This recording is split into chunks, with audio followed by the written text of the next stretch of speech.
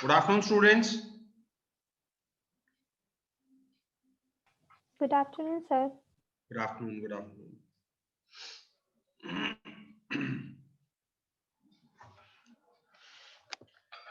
So we are currently 7. Wait for another 2 minutes. We'll start afterwards.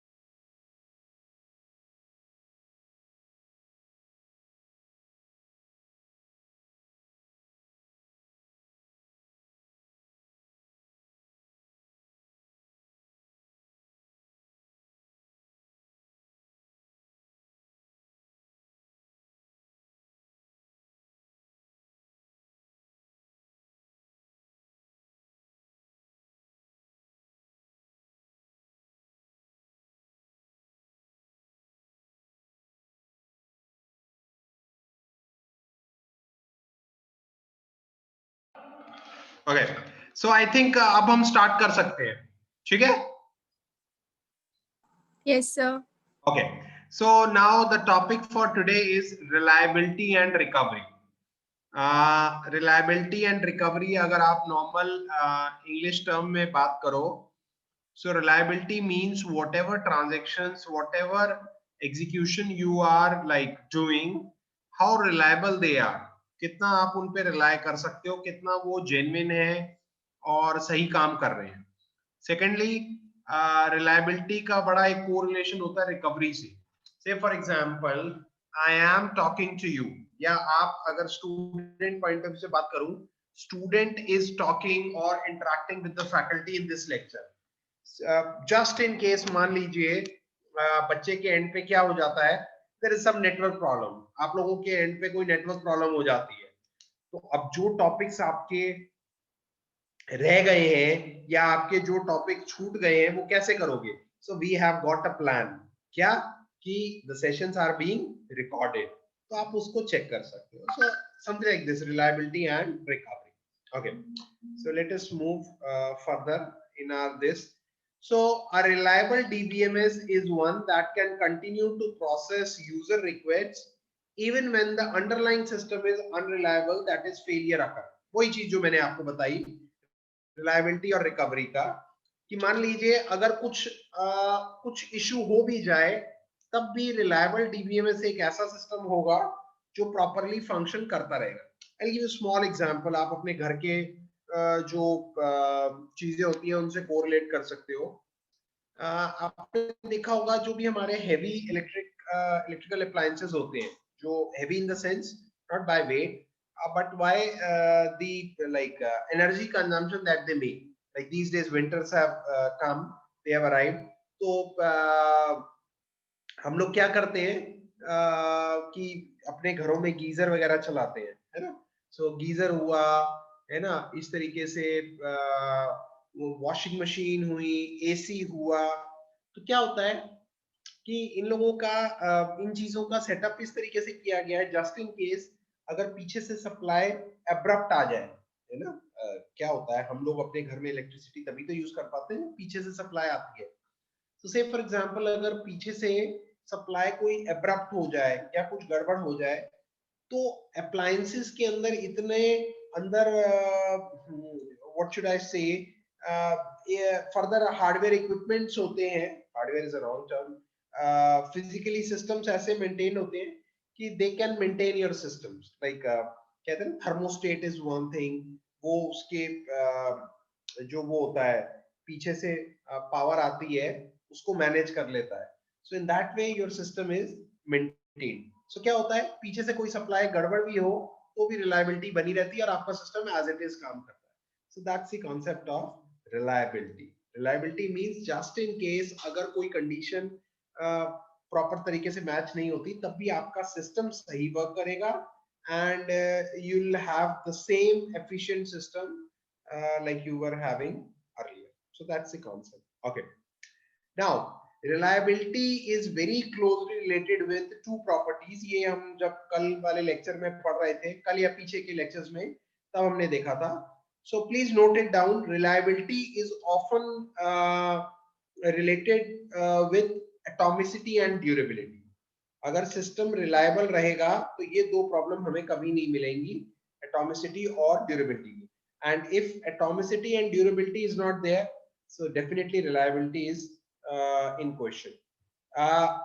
ये problem सबके लिए है या किसी एक बच्चे के लिए है? माय वॉइस इज क्लियर और नॉट? Clear sir. ओके, सो बेटा आई बिलीव अनुराग आपके एंड पे कोई प्रॉब्लम होगी. Let me check. यहाँ भी ठीक है, यहाँ भी ठीक है. सो आप अपने एंड पे एक बार देख लीजिए एंड जस्ट इन केस अगर कुछ होता है तो फिर मैं उसको चेक करूंगा. अनुराग आप अपने एंड पे देख लो, अपना वीडियो हो सकता है ऑफ कर लो अगर ऑफ नहीं किया तो. ठीक है, okay. So we were considering, yes, this reliability we were talking about. So very important like are these two factors, atomicity and durability in reliability. See, अब क्या होता है ना, रिलायबिलिटी के लिए एटॉमिसिटी ड्यूरेबिलिटी की जरूरत है, लेकिन अब क्वेश्चन ये उठता है कि आपको एटॉमिसिटी और ड्यूरेबिलिटी का मतलब पता होना चाहिए. तो अब मुझे नहीं पता कितने लोगों को पता है. एटॉमिसिटी सेज या तो कोई काम होगा या नहीं होगा. बीच में अगर कोई काम फंस गया तो फिर हम कहेंगे यार ये तो सिस्टम रिलायबल ही नहीं है, क्योंकि डेटाबेस का तो रूल है, ट्रांजैक्शंस जो डेटाबेस के होते हैं या तो आर होगा या पार होगा. तो ना आर हुआ ना पार हुआ, बीच में फंस गया, तो हम भरोसा कैसे करें इस सिस्टम पे? भाई एक एटीएम मशीन पे जब भी मैं कार्ड डालता हूं मेरा बैलेंस डिडक्ट हो जाता है, पैसा मेरे पास आता नहीं. How can I say this is a reliable system? No, it is not at all reliable. When it is not at all reliable और बीच में कहीं फंस रहा है तो इसका मतलब एटॉमिसिटी की प्रॉब्लम है. एटॉमिसिटी में यही तो होता है, या तो वो कह दे कि ATM machine is not in a working state, होगा ही नहीं, और अगर हो तो फिर पैसा आना चाहिए, डिडक्ट भी होना चाहिए. Second point, durability. आपको ध्यान हो मैंने ड्यूरेबिलिटी बताया था कि अगर मान लीजिए कोई वेरिएबल है a equals to a plus 10, initial value थी a की 50, now a plus 10 is 50 plus 10 is 60, तो 60 फिर डेटाबेस में सेव हो जाना चाहिए, स्टोर हो जाना चाहिए, वो हमेशा फिर 60 ही बताए. ऐसा ना हो थोड़े टाइम बाद देखें तो 60 की जगह वापस 50 बताए. अगर ऐसा हो रहा है तो ये ड्यूरेबल नहीं है. ड्यूरेबल मींस लॉन्ग लास्टिंग, जो वैल्यूज है वो परसिस्ट करे, रहे वहां पे, so that is called as persistent. ठीक है. So reliability has a close relation with these two properties, atomicity and durability. Okay, next देखते हैं. Now अब ये जो रिलायबिलिटी है या रिलायबिलिटी के लिए हमें रिकवरी करनी पड़ती है, इन सब चीजों का सवाल तब आता है जब कोई फेलियर हो जाए. भाई अगर मान लीजिए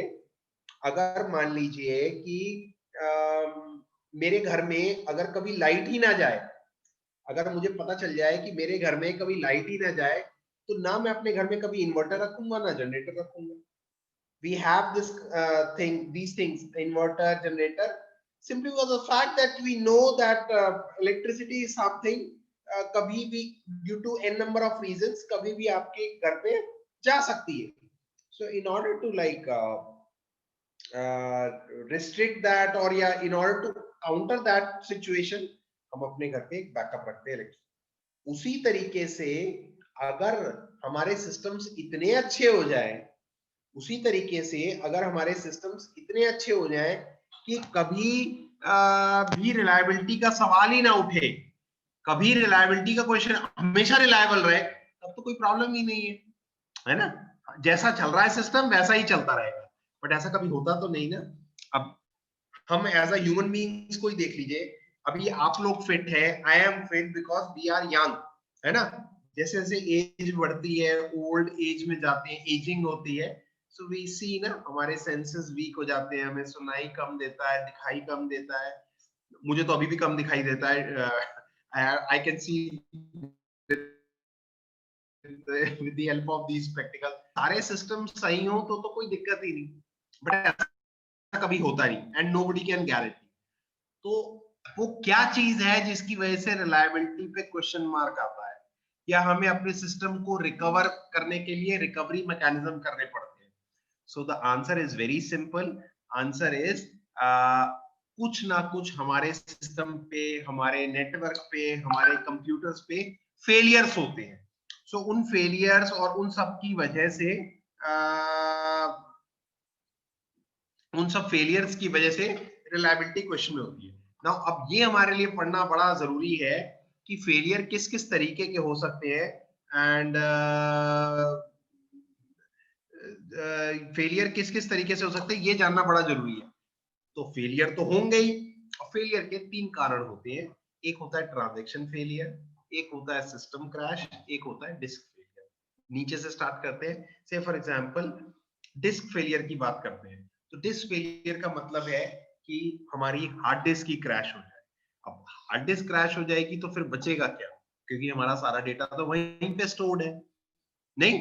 अब आप अगर अपने कंप्यूटर पे, लैपटॉप पे काम कर रहे हैं, तो आपने कई बार देखा होगा, काम करते करते एक ब्लू कलर की स्क्रीन आती है, तो वो बेसिकली एक वार्निंग मैसेज होता है, your hard disk has crash, है ना। अगर लगातार वो 4-5 बार 6 बार आ जाए और फिर सिस्टम रीबूट ना कर पाए अपने आप को, तो इसका मतलब your hard disk is gone. Now what does that mean? When my hard disk is gone, everything is gone, है ना। भाई मेरी हार्ड डिस्क चली गई, मेरा डेटा चला जाएगा। अगर आज मेरे कंप्यूटर में, इन माय लैपटॉप, अगर मेरे लैपटॉप में आज क्या हो, मेरे ऑपरेटिंग सिस्टम में कुछ प्रॉब्लम आ जाए, मेरे विंडोज में, तो घबराहट हो जाती है कि अरे सिस्टम ही नहीं चलेगा, क्योंकि ऑपरेटिंग सिस्टम ही नहीं होगा जब आप कंप्यूटर में, तो बाकी सारी एप्लीकेशंस कैसे चलाओगे? मैं गाने नहीं सुन पाऊंगा, मूवीज नहीं देख पाऊंगा, इंटरनेट नहीं कर पाऊंगा, anything, like I won't be able to do, कुछ भी नहीं कर पाऊंगा, nothing. But still that is not a worrisome factor. क्यों? क्योंकि हमें पता है जनरली ऑपरेटिंग सिस्टम हमारा जो विंडोज होती है वो सी ड्राइव में होती है, तो कोई बात नहीं, मैं दोबारा से विंडोज को इंस्टॉल करूंगा, and I be able to like visit everything, है ना, मैं सब कुछ यूज कर पाऊंगा। तो उस केस में भी मेरी हार्ड डिस्क बची हुई है, because hard disk is like your drives. तो क्योंकि ऑपरेटिंग सिस्टम जहां पे इंस्टॉल्ड होगा वो वाला फ्लश आउट हो जाएगा, बट रेस्ट मेरी जो ड्राइव्स होंगी वो तो बची हुई होंगी। But when it comes to disk failure, everything is gone. And आप खुद सोचो ना, हम तो डेटा की इंपॉर्टेंस पढ़ चुकी है, पहले लेक्चर में मैंने बताया था डेटा और इंफॉर्मेशन के बीच में क्या डिफरेंस होता है, बट यहाँ तो हमारा डेटा ही गायब हो गया। सो जब डेटा ही नहीं रहेगा तो फिर you can not expect anything, तो फिर तो it's a huge loss. Okay, so this is disc failure.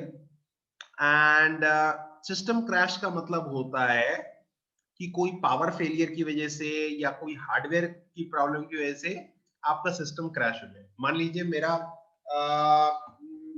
Laptop है और मैंने चार्जिंग पे लगा रखा है, एंड से फॉर एग्जांपल पीछे से इलेक्ट्रिसिटी की सप्लाई बहुत ज्यादा आ जाती है या कम आ जाती है, उससे पता नहीं एकदम से क्या सिग्नल्स आते हैं, electric signals, because my laptop is again an electrical component, electrical as well as electronics, more of electrical, तो वो हो सकता है उसकी वजह से वो खराब हो जाए, तो मेरा सिस्टम क्रैश हो जाए, है ना। कहते हैं ना कई बार, जिस जीएलए की वेबसाइट है, मान लीजिए आज रिजल्ट आना है या आज हॉस्टल बुकिंग का आखिरी दिन है, कह रहे सर वो तो चल ही नहीं रही, सुबह से 2-2.5 घंटे से मैं ट्राई कर रहा हूँ, सो कहते हैं ना साइट क्रैश हो गई, सिस्टम क्रैश हो गया। So that's the concept of system crash. Fail stop assumption, non-volatile storage contents are assumed not to be corrupted by system crash। ये मैंने अभी आपको समझाया है, जब सिस्टम क्रैश होता है तो जो आपके अंदर लैपटॉप के अंदर जो स्टोरेज के कंटेंट्स होते हैं उनको नुकसान नहीं पहुंचता, मेरी ऑपरेटिंग सिस्टम या मेरा जो विंडोज मशीन है अगर खराब हो जाएगी तो मेरी बाकी ड्राइव्स बची हुई होंगी, बट डिस्क फेलियर के केस में everything is gone. Now transaction failure. अब ट्रांजैक्शन फेलियर दो तरीके के होते हैं। एक ट्रांजैक्शन फेलियर तो इस वजह से होता है कि कंप्लीट नहीं हो पाता due to some internal error condition. आपको अगर ध्यान हो, मैंने ट्रांजैक्शन का स्टेट डायग्राम बताया था, तो उसपे एक स्टेट थी एक्टिव से राइट हैंड साइड पे आ रही थी, वो थी फेल्ड स्टेट, और फेल्ड क्या नीचे अबॉर्टेड। तो फेल्ड क्यों होगा? ट्रांजैक्शन फेलियर, कोई इंटरनल कोई ऐसी एरर कंडीशन आ गई जिसकी वजह से हम कर ही नहीं सकते हैं, है ना। आपने फर्स्ट ईयर में सी के प्रोग्राम बनाए होंगे तो आपको उसमें एरर मिलते होंगे, logical error, run time error, like. तो इस तरीके से you have got logical. Then you have got system errors also. The database system must terminate an active transaction due to error condition. ये बड़ा टिपिकल टॉपिक है deadlock, ये मैं आपको अच्छे से कराऊंगा, डोंट वरी अगर आपको यहाँ पर कुछ समझ में नहीं आया, बी पेशेंट इनफ, ठीक है। I will go through this once again in some another mode, ठीक है, definitely we will study. So failure के तीन कैटेगरीज होती हैं, this you have to remember. Okay, now what is the recovery? अभी क्या है, हम रिलायबिलिटी की बात कर रहे थे, रिलायबिलिटी से एटॉमिसिटी एंड ड्यूरेबिलिटी की बात कर रहे थे, then we had discussed these things in the previous slides कि किस किस तरीके से फेलियर्स हो सकते हैं। Now the point is recovery, है ना। तो नाउ ऑब्वियस सी बात है, पहले फेलियर होगा या पहले रिकवरी होगी? आंसर नहीं। फेलियर। हाँ जी, सब पहले फेलियर होगा। पहले फेलियर, ऑब्वियसली पहले फेलियर होगा, और फिर उसके बाद जब फेल हो जाएगा, फेलियर हो जाएगा, तो हम कोशिश करेंगे कि अब जो मेरा नुकसान हुआ है इसको हम रिकवर कैसे कर पाए। so this is again very important, so you can read it out here. Recovery system ensures atomicity and durability of transaction in the presence of failure. Failure के आने पर रिकवरी से हमें ये फायदा होता है कि हम एटॉमिसिटी और ड्यूरेबिलिटी को मेंटेन कर पाते हैं। अब रिकवरी एल्गोरिथम के कह रहा है कि दो पार्ट होते हैं। पहला, actions taken during normal transaction processing to ensure enough information exists to recover from failures, और दूसरा, action after a failure to recover the database contents to a state that ensures atomicity, consistency and durability. अब इसको समझना बड़ा important है। I'll try to explain these points. I don't know how many of you have tried. कभी आपने ऐसा observe किया अपने साथ, आप किसी सॉफ्टवेयर को इंस्टॉल कर रहे हो और मान लीजिए सॉफ्टवेयर आपका इंस्टॉल हो रहा है, और सॉफ्टवेयर इंस्टॉल हो रहा है और 87% इंस्टॉल हो गया था या फाइल्स डाउनलोड हो गई थी, और उस दौरान क्या हुआ कि लाइट चली गई।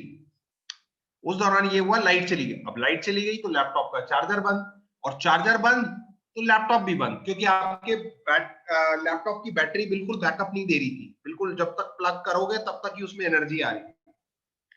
अब होगा क्या कि जो सॉफ्टवेयर आप डाउनलोड कर रहे थे वो उस समय 87% पे था। अब मान लीजिए उसी सॉफ्टवेयर को आप दोबारा से इंस्टॉल करने की कोशिश करोगे तो क्या होगा? इंस्टॉल या डाउनलोड करने की कोशिश करोगे तो क्या होगा? स्टार्टिंग से इंस्टॉल होगा, तो स्टार्टिंग से करेंगे। दो चीजें हैं, एक कि हो सकता है वो स्टार्टिंग से हो, तो अगर वो स्टार्टिंग से होगा तो 0.2 आ जाएगा। स्टार्टिंग का मतलब ये होता है वो 0.2 आ जाएगा, और अगर फर्स्ट पॉइंट हो तो फर्स्ट पॉइंट का मतलब ये, मैं मिलता हूं आपसे। और अगर फर्स्ट पॉइंट होगा तो फर्स्ट पॉइंट का मतलब ये है, कई बार ऐसा भी देखा गया है कि 87% वाला जो इंस्टॉल हो चुका था, इट विल स्टार्ट फ्रॉम 60%। आपने कभी ऐसा देखा है कि वो 87 तो चल रहा था, 87 से ना स्टार्ट होके वो कहीं बीच में 40%, 45%, 50 या 60% में स्टार्ट होता है, करेक्ट और नॉट? शेयर इट में होता था सर, ऐसे फाइल कैंसिल करने के बाद में उसको सेंड करेंगे। शेयर इट में अगर हम फाइल को कैंसिल कर दें फिर उसको फिर से सेंड करें, शेयर इट में file transfer. It's good. It's not about only share it. बहुत सारी जगह पे ऐसा होता है, and there is a reason for it.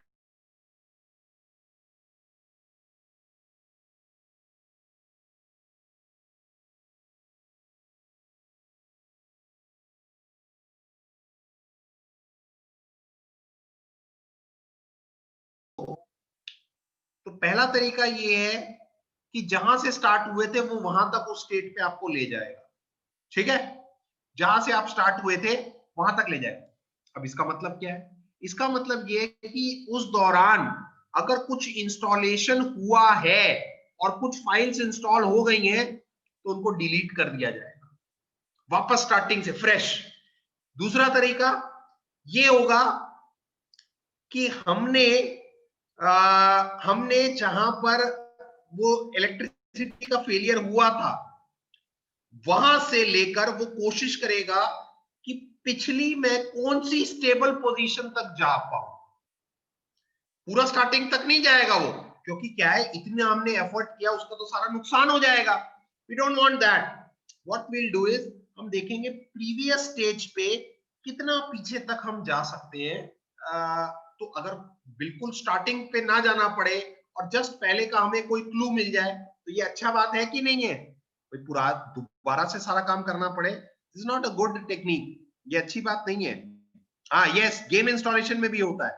अब मैं आपको एक छोटा सा एग्जांपल और देता हूं, आपको ज्यादा अच्छे समझ में आएगा। से फॉर एग्जांपल आपकी क्लास में 70 बच्चे हैं और आज कॉलेज अथॉरिटीज ने ये डिसाइड किया कि हम 50 लोगों को शिमला लेके जा रहे हैं घुमाने के लिए। Don't be like over excited, ऐसा कभी जीएलए में होता नहीं है, टेक्निकल बच्चे नहीं जाते बीटेक वाले। लेकिन मान लीजिए अगर हमने ये डिसाइड किया हम ले जा रहे हैं, अब मान लीजिए कोई एक बच्चा है, आई कैन सी जितेंद्र एक है जिसका रोल नंबर 32 है। मथुरा से बस चली, ठीक है, और जाना था शिमला। तो रूट है मथुरा के बाद फरीदाबाद आएगा, फरीदाबाद के बाद क्या आएगा, फरीदाबाद क्या हो सकता है, दिल्ली आ जाए, दिल्ली के बाद हो सकता है करनाल आए, करनाल के बाद चंडीगढ़ आए, लाइकवाइज। अच्छा, अब फरीदाबाद पे जब बस रुकी फ्रेश होने के लिए या कुछ स्नैक्स और डिनर विनर के लिए, तो जितेंद्र ने अपने फादर को फोन किया, ठीक है, कि डैड मैं यहाँ पर रुका हुआ हूँ फरीदाबाद में एंड क्या कहते हैं कि सब सही चल रहा है एंड यू डोंट वरी, फिर नेक्स्ट जहां पर रुकेगी मैं आपसे बात करूं। अब फरीदाबाद के बाद बस को रुकना चाहिए था दिल्ली में। फरीदाबाद से दिल्ली तक पहुंचने में लगता है 2 घंटे। जितेंद्र ने फोन नहीं किया अपने फादर को, ठीक है। अब जितेंद्र ने फोन नहीं किया, अब दिल्ली के बाद करनाल आता है, जितेंद्र ने तब भी नहीं किया। हो सकता है उसका फोन खराब हो गया हो, कोई फ्रेंड का भी फोन नहीं ले पा रहा हो, तो नहीं किया। फादर तो फादर है, उनको चिंता है कि जितेंद्र ने फोन नहीं किया, सब ठीक तो है, वो कहां तक। लेकिन एक एश्योरेंस है जितेंद्र के फादर के मन में, क्या एश्योरेंस है जितेंद्र के फादर के मन में? उसके टीचर को फोन करना। नहीं, टीचर को तो फोन कर लोगे तो फिर तो बेटे को भी करने की जरूरत नहीं है ना। एक एश्योरेंस ये है कि एटलीस्ट जीएलए से बस चली है मथुरा से और फरीदाबाद तक तो वो पहुंच गए थे सेफली, क्योंकि फरीदाबाद पे उसका फोन आया था। तो यानी कि मथुरा से चंडीगढ़ के बीच में, सॉरी शिमला के बीच में एक फरीदाबाद एक स्टेबल पॉइंट ऐसा है कि चाहे वो चंडीगढ़ पहुंचने वाले हो तो ये नहीं पता फादर को कि चंडीगढ़ पहुंची है नहीं पहुंची, क्योंकि फोन तो आया नहीं कोई मैसेज, बट ये एश्योरेंस है कि फरीदाबाद तक पहुंच गए। सो ये मैं एक कोरिलेशन दे रहा हूं, हो सकता है ये 100% सही ना जाए, but that's the idea. Okay, the next is recovery management. Recovery management में एक there is a person called as RM जो डेटाबेस को हैंडल करता है, और he is the one who maintains कि एटॉमिसिटी और ड्यूरेबिलिटी को हम कैसे मैनेज कर सकते हैं। And it says architecture wise volatile memory होती है रैम, जो हमें पता है परमानेंट स्टोरेज नहीं होती, तभी उसको वॉलेटाइल कहा गया। एंड एक स्टेबल स्टोरेज होती है जो मेन हार्ड डिस्क होता है, we call it as main hard disk. तो वो ये कह रहा है a storage that never loses its content. Now we have to make sure कि जो फाइनल मेन स्टोरेज है उसके कंटेंट कभी लूज ना हो। अब उसके कंटेंट कैसे ना लूज हो, हार्ड डिस्क तो वो भी क्रैश हो सकता है, हम एक बैकअप रख सकते हैं, है ना, like one. And it's written here, in reality this can only be approximated by a combination of hardware and software components, ठीक है। So likewise, and this is like one diagram. I don't think ये आपके level पे है, please इस diagram को करिएगा भी मत, ठीक है, इसको करने की कोई जरूरत नहीं। The next is like log based recovery. This is very simple. Log based recovery का मतलब क्या होता है कि जैसे मैंने कहा ना आपको कि फरीदाबाद तक की इंफॉर्मेशन थी, तो वो फरीदाबाद वाला एक लॉग था, लॉग फाइल थी, जिसको कहते हैं बैकअप फाइल। ठीक है, आपने देखा होगा कभी किसी गवर्नमेंट ऑफिस में या किसी भी जगह आप जाओ, केमिस्ट से बिल लो, तो वो क्या करता है कि वो जो बिल का मेन पेपर होता है जो आपको देगा, उसके नीचे कार्बन कॉपी लगाता है। तो उसका पर्पस क्या होता है कि जो वो ऊपर लिख रहा होता है वही उसका इंप्रेशन कार्बन कॉपी से होके नीचे वाले पेपर में आ जाता है, और क्योंकि मेन कॉपी वो आपको दे देगा, लेकिन कल को उसको भी कुछ चेक करना हो कि कौन सी दवाई दी थी, कौन सी डेट पे दी थी, किस पेशेंट का नाम था, किस डॉक्टर का नाम था, तो वो उस लॉग फाइल से या बैकअप फाइल से मिल जाएगा। तो यही फायदा होता है कि अगर हम साथ के साथ कॉपी कर रहे हैं तो हमें डेटा रिकवर हो सकता है। So it's written here, a log is the most popular structure for recording DB modification. DB stands for database modification on stable storage. Consists of a sequence of log records that record all update activities. Each log record describes a significant event during the transaction processing. With the information in the log file, the recovery manager can restore the consistency of the database in case of a failure. तो log basically एक तरीके का main record होता है जहां पर सारी चीजें हम स्टोर करते हैं, तो वो साथ के साथ एक कॉपी बनती जाती है, इंप्रेशन बनता है। A log record contains the required information for redoing or undoing actions.